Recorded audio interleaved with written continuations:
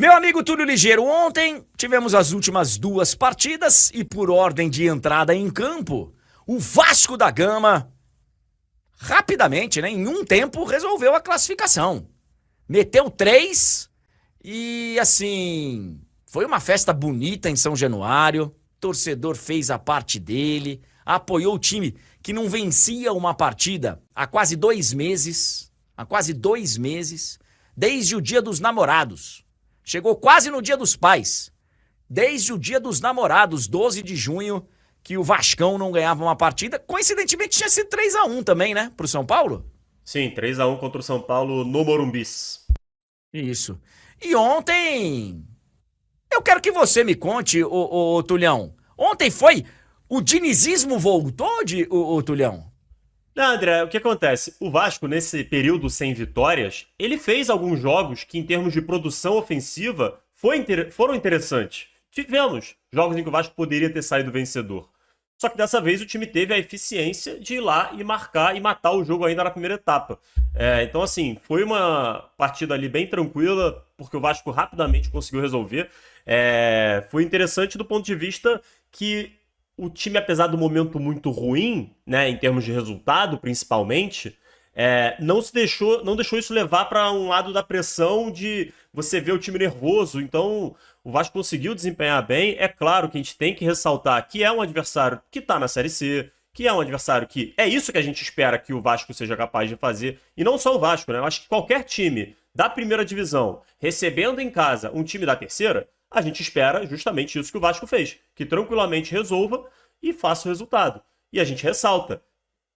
É obrigação? É obrigação, mas a gente tem que elogiar porque, por exemplo, esse mesmo CSA foi na Arena do Grêmio e eliminou o Grêmio. Então, não é assim, entre aspas, fácil para um time da primeira divisão, mas não é também a coisa assim que a gente não possa tecer elogios.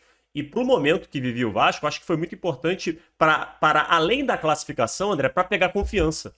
Porque você fica tanto tempo sem vencer, você fica com esses problemas que a gente vinha falando de você cria as oportunidades e não converte, os atacantes vão ficando sem confiança, vão deixando de arriscar as jogadas. E o que a gente viu foi um time que estava ali demonstrando, apesar disso tudo, certa confiança para tentar uma jogada diferente. O primeiro gol sai numa belíssima jogada, um passe do Nuno de primeira para achar o Lucas Piton e aí o Ryan aparecendo dentro da área. Antes disso já tinha criado outras oportunidades, com o próprio Ryan desperdiçando uma chance de cabeça. Enfim, foi um primeiro tempo muito bom e um segundo tempo ali que já estava tudo resolvido e aí você tem que entender, né, essas particularidades, né? O Vasco deu ali uma administrada, tomou alguns sustos, é verdade, porque o time ele tem as suas deficiências muito latentes, a gente já falou sobre isso também. O Vasco ontem, por exemplo, tinha ali escancarado mais uma vez o seu problema na zaga. O Vasco precisa de zagueiros, não é um zagueiro não, o Vasco precisa de zagueiros, porque falta quantidade e falta qualidade para a posição. Ontem o Vasco tinha 2 zagueiros disponíveis e um deles o Diniz opta por colocar no banco.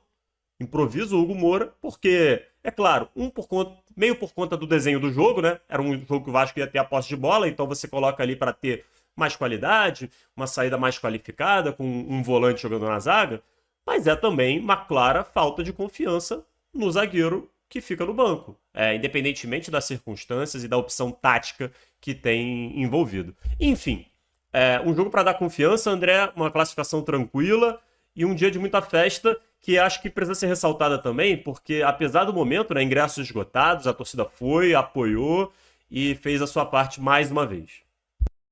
Boa. Mais de 19 mil torcedores ontem em São Januário. Ô, Tulhão, queria que você falasse um pouquinho desse Ryan, que assim, eu tô lendo e ouvindo muitos elogios a esse garoto. Ele tem 18, 19 anos, né? Sim, André, o Ryan é um garoto que promete muito, tem realmente, assim, muita força. É impressionante, né, como é que ele consegue arrancar, assim, superar os adversários, às vezes, com uma facilidade que impressiona. E que tem ali, já demonstra muito talento, mas ainda tem alguns pontos a serem lapidados no jogo dele. Precisa ter um pouquinho mais de tranquilidade para finalizar, precisa melhorar, por exemplo, o cabeceio. Ontem a oportunidade que ele teve claríssima ali numa bela bola do Nuno, ele precisa melhorar esse aspecto, até porque ele tem estatura, né? Se ele pode ser uma arma interessante pro jogo dele no futuro. Mas, cara, um garoto com um futuro muito, muito, muito promissor, André. Porque a gente está falando de um jovem que joga num time que vive sob pressão e que vem sendo um dos principais jogadores, mesmo tão jovem. Inclusive, tem tudo para virar um problema, tá? Nas próximas semanas, porque deve virar desfalque por conta da seleção sub-20. Eu não sei se o Vasco vai conseguir evitar com que ele vá à seleção e desfalque o time, porque o Vasco precisa de dinheiro. E ele ir jogar lá com a seleção sub-20 valoriza o atleta, e fora que é um desejo do jogador, é um desejo dos empresários, e aí o Vasco não sei se vai conseguir ganhar essa queda de braço, e o Ryan, que está aí na arte de classificado, inclusive, junto do Coutinho, pode ser um desfalque assim muito sentido em breve para o Vasco. Boa, o Vasco da Gama aqui no final de semana, a gente vai falar da rodada do Brasileirão, ele recebe o Atlético Mineiro. Então o Vasco garantindo a sua classificação para a fase de quartas de final da Copa do Brasil.